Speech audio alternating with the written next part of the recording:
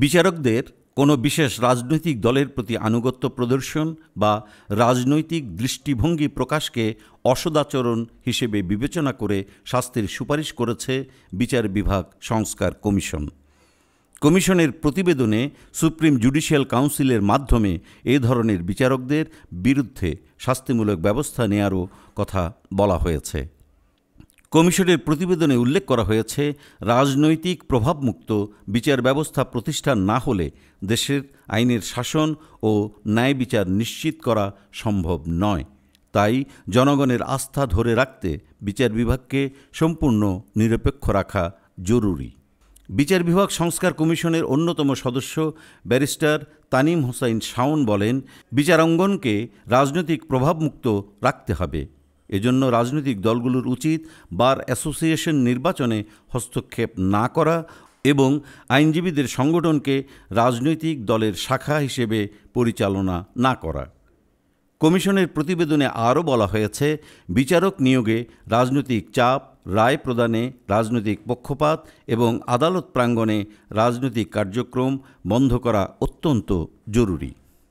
কারণ আইনজীবী সমিতিগুলো প্রায়ই রাজনৈতিক ক্ষমতার লড়াইয়ের কেন্দ্রবিন্দুতে পরিণত হয়, যা বিচার ব্যবস্থার পেশাগত নিরপেক্ষতাকে বাধাগ্রস্ত করে।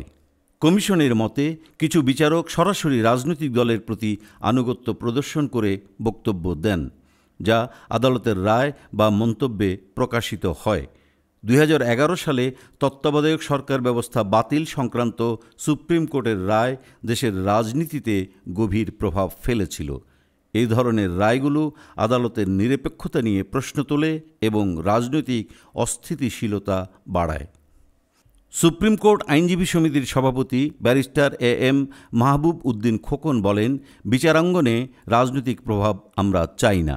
আইনজীবীরা আদালতে আসেন জনগণকে সাহায্য করতে, তাই এখানে অতিরিক্ত রাজনীতি থাকা উচিত নয়। অবসরপ্রাপ্ত সিনিয়র জেলা ও দায়রা জজ ডক্টর শাহজাহান সাজু বলেন, এটি ভালো উদ্যোগ। ন্যায় বিচার পাওয়ার ক্ষেত্রে এটি ইতিবাচক পদক্ষেপ হবে, তবে এর সঠিক বাস্তবায়ন নিশ্চিত করাই মূল চ্যালেঞ্জ। কমিশনের প্রতিবেদনে বিচার বিভাগের স্বাধীনতা রক্ষায় 5টি গুরুত্বপূর্ণ সুপারিশ করা হয়েছে। 1. বিচার বিভাগের কাজে কোনো রাজনৈতিক হস্তক্ষেপ করা যাবে না। 2. আদালত চত্বরে রাজনৈতিক জমায়েত, মিছিল বা ঘেরাও নিষিদ্ধ করা হবে। 3.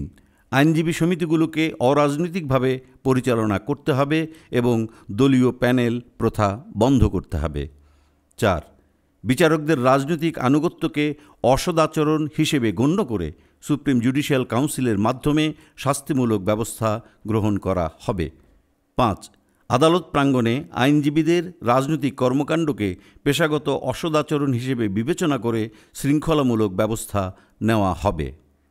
বিচার বিভাগের নিরপেক্ষতা নিশ্চিত করতে হলে এই সুপারিশগুলো যথাযথভাবে বাস্তবায়ন করা প্রয়োজন বলে মনে করছেন বিশেষজ্ঞরা।